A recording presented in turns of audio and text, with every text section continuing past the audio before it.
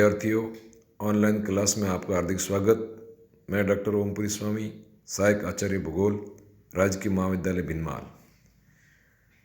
आज मैं आपको बीए पार्ट द्वितीय वर्ष का जो सेकंड प्रश्न पत्र है राजस्थान का भूगोल, उसमें राजस्थान के प्रमुख जो सिंचाई के स्रोत हैं उसमें तालाब का महत्वपूर्ण स्थान है।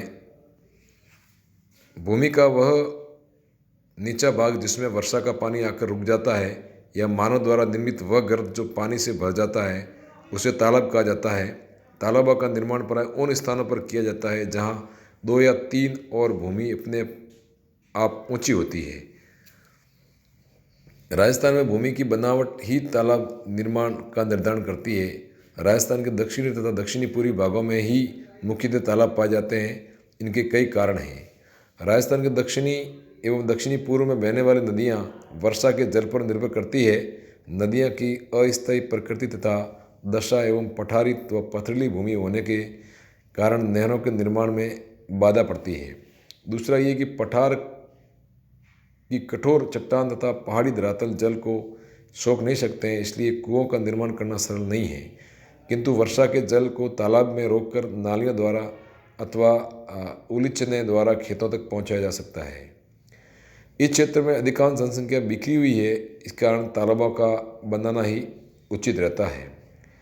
तालाबों द्वारा सिंचित क्षेत्र। राजस्थान में तालाबों द्वारा सिंचा जाने वाला क्षेत्र वर्षा की मात्रा के अनुसार घटता बढ़ता रहता है।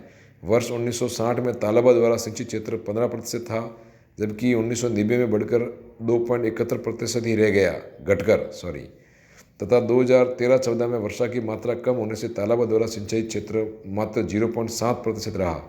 अतः इससे यह निष्कर्ष निकलता है कि तालाबों में जल की मात्रा पर वर्षा की मात्रा पर सीधा प्रभाव पड़ता है। राजस्थान में अधिकतर तालाब दक्षिणी के पूर्वी भाग में पाए जाते हैं। तालाबों द्वारा सिंचा जाने वाला सबसे अधिक क्षेत्र भीलवाड़ा जिला है। इसके पश्चात उदयपुर, पाली, राजसमंद, टोंक, कोटा जिला है, जहाँ तालाबों द्वारा कृषि सिंचित भूमि का लगभग 80% भाग है। राजस्थान के दक्षिणी एवं दक्षिणी पूर्वी भाग में तालाबों द्वारा सिंचित क्षेत्र का लगभग 98% भाग है। जोधपुर, सीकर, झुंझुनू, नागौर जिले ऐसे हैं जहाँ तालाबों द्वारा सिंचाई नाम मात्र की होती है। बाड़मेर, बीकानेर, चूरू, गंगानगर, जैसलमेर तथा जालौर आदि मरुस्थलीय भागों में तालाबों का अभाव है, इसलिए इनमें सिंचित क्षेत्र भी बिल्कुल नहीं है। बांसवाड़ा, अजमेर, जयपुर, डूंगरपुर, करौली व सवाई माधोपुर में भी तालाबों से कुछ सिंचाई की जाती है। जैसलमेर में तालाबों का बिल्कुल अभाव पाया जाता है, लेकिन यह सिंचाई के साधन के रूप में खड़िन पाए जाते हैं। खड़िन का मतलब खड़ने योग्य भूमि से है और खड़ने का तात्पर्य हल चलाने से है। जैसलमेर में छोटे छोटे खेतों में पाल बांधकर वर्षा का पानी एकत्रित किया जाता है और जब ये पानी सूख जाता है तो उनमें हल चलाकर खेती की जाती है, तो इन खड़िनों में पानी आ जाता है। इस प्रकार जैसलमेर में खड़िनें बहुत लोकप्रिय हैं। राजस्थान में सिंचाई की दृष्टि से तालाबों का कोई विशेष महत्व नहीं है। जैसे जैसे सिंचाई के अन्य साधनों का उपयोग बढ़ता जा रहा है, तालाबों द्वारा सिंचित क्षेत्र भी कमी आती जा रही है। राजस्थान में मुख्य तालाब निम्न हैं जो सिंचाई के लिए उपयोगी है। पहला है जयसमंद। यह उदयपुर शहर से 51 किलोमीटर दूर है। इसमें कई नहरें निकल कर सिंचाई की जाती है। दूसरा है राजसमंद। राजनगर के समीप गोमती नदी को बांधकर इस तालाब को बनाया गया है। इससे नहरें निकालकर कांकरोली, राजनगर व अन्य क्षेत्रों में सिंचाई की जाती है।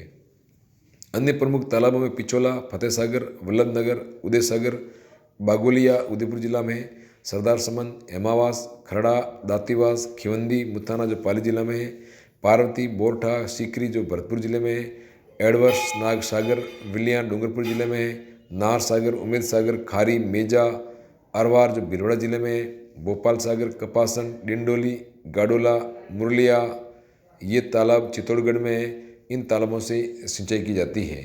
तालाबों का सिंचला हो जाना जल की मात्रा वर्षा के ऊपर निर्भर करता है तथा तालाबों से खेती तथा पानी पहुंचाने में काफ़ी श्रम, समय नष्ट होता है, खर्च भी अधिक होता है और वर्षा के अभाव में तालाब में सिंचाई के लायक पानी भी नहीं आता है। इस कारण इसमें सिंचाई बहुत ही कम मात्रा में होती है। राजस्थान के दक्षिणी एवं दक्षिणी पूर्वी भागों में सिंचाई के लिए उत्तम साधन है, क्योंकि वर्षा का उपयोग इनके लिए संभव है। इस प्रकार राजस्थान में सिंचाई के जो प्रमुख स्रोत है उनमें कुओं के, नहरों के बाद तालाबों में सिंचाई की जाती है। धन्यवाद।